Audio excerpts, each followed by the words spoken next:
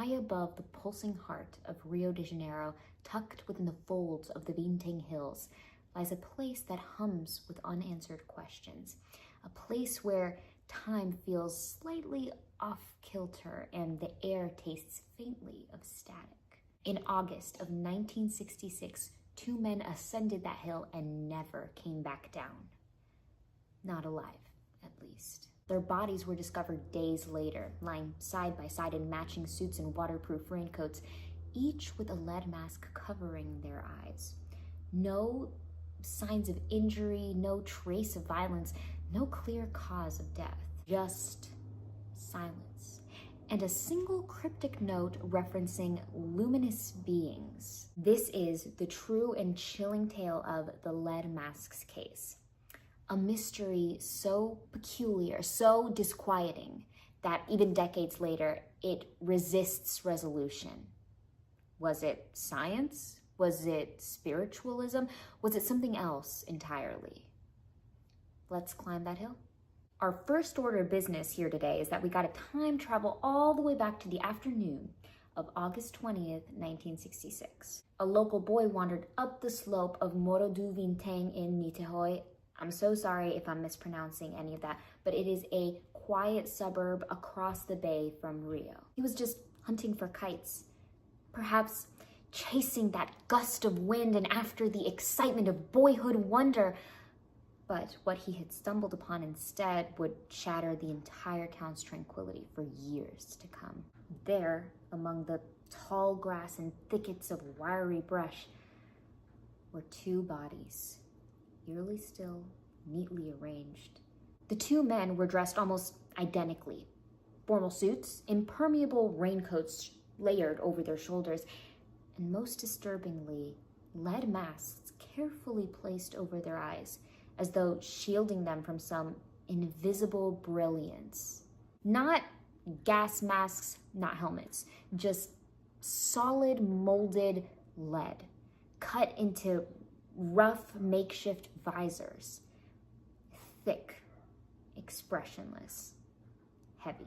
Their pockets held a peculiar collection of items: a water bottle, two wet towels, and a handwritten note in Portuguese that read, 1630, be at the determined place. 1830, ingest capsules, after effect, protect metals, await signal mask. Await signal. Mask. What kind of signal? What kind of mask? The questions spread like wildfire. The answers, however, remained maddeningly elusive. The two deceased were soon identified as Manolo Pereira de Cruz and Miguel Jose Viana, two friends in their 30s, both respected electronic technicians from the neighboring town of Campos dos Goitacazes. Quiet, diligent men, skilled with circuits and soldering irons. To outsiders, they seemed ordinary, unremarkable even. But within their tight-knit circle, they harbored fascinations that blurred the line between science and the supernatural. Witnesses reported that the men had spoken in hushed tones of spiritual experiments, of forces unseen, of contact. On the morning of August 17th, the two men had left town under the pretense of buying work supplies. They boarded a bus bound for Niterói, telling their families they'd return soon. Miguel even promised his mother he'd be home by nightfall. Instead, they checked into a hotel and purchased water. They curiously asked for a dated receipt, as if they were keeping track of and documenting their movements. As the day waned, they vanished. 3 days later, their lifeless bodies turned up under a heavy sky. The autopsy was inconclusive. Their bodies were too decomposed to determine a cause of death. No trauma, no wounds, no evidence of poisoning, though toxicology was notably incomplete. And so speculation bloomed. One theory, a failed science experiment. The men, so deeply invested in technology and science, attempted to contact a being from another dimension or even outer space. The lead masks, a crude attempt to shield their eyes from an intense, perhaps radioactive or celestial light. Others whispered about psychedelics. The cryptic note did suggest timed ingestion of capsules, perhaps hallucinogens intended to heighten perception and facilitate contact with luminous beings. But what beings? Some believed in extraterrestrials, others leaned more towards spiritualism. Brazil in the 1960s was a patchwork of Catholicism, folk magic, and a burgeoning interest in the metaphysical. Spiritist groups weren't uncommon, and the men were linked to one that believed in astral projection and interdimensional travel. Could this have been a ritual, a rite, a fatal misstep in seeking enlightenment? Still, others weren't so romantic. Perhaps they were duped, set up, victims of a cruel hoax or an orchestrated scam, promised transcendence, handed death. But none of those theories explain why there was no sign of panic, why the bodies lay side by side undisturbed in unnatural calm. It was as if they were just waiting. The masks became the centerpiece of the mystery. Heavy, homemade, and crude.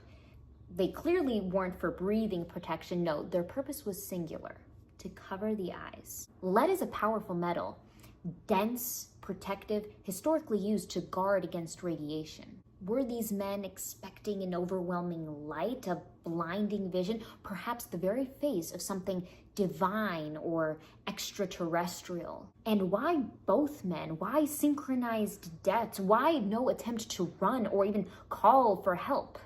Experts found no mechanical devices, no ritual materials, no gadgets or transmitters. Just two men, some towels, a water bottle, a note, and those inscrutable masks. In the years that followed, rumors grew like tangled vines. Some pointed to an underground sect, a spiritualistic group that was obsessed with contacting higher beings. One former associate claimed that the men had been conducting dangerous experiments, chasing an encounter with beings of light. Others latched onto the UFO explanation, bolstered by reports of strange lights around the time of their death. Blips of bright lights above the hillside, humming sounds through the dark. Local journalists dug deeper, uncovering that similar masks had been found in previous months associated with other lesser-known spiritualist rituals. But the police eventually closed the case, calling it an accidental death. Though without any definitive cause, the label felt hollow, unanswered, unsettling. So, what truly happened on that hill in August of 1966? Were two men victims of their own curiosity, drawn into a ritual they didn't fully understand? Did they overdose on substances meant to bring enlightenment, only to meet silence instead? Or did they, as some believe, succeed in making contact? Not with something imagined, but something real. Something radiant, yet ultimately fatal. The lead masks case remains unsolved. A riddle with no clean edges, a story that tiptoes along the border of science and superstition, between belief and bewilderment. In the end, all we have are the fragments, a cryptic note, two lifeless bodies, and the heavy hush of a mystery that still clings to that hillside. Thank you so very, very much for watching. If this mystery stirred up your imagination, make sure to give this video a like, subscribe for more videos like this, and turn on that notification bell so you never miss another one again. Listen, I would love to know in the comments, what do you think those masks were for? And after all this, would you dare climb up that mountain? Until next time, stay curious and more importantly, stay safe.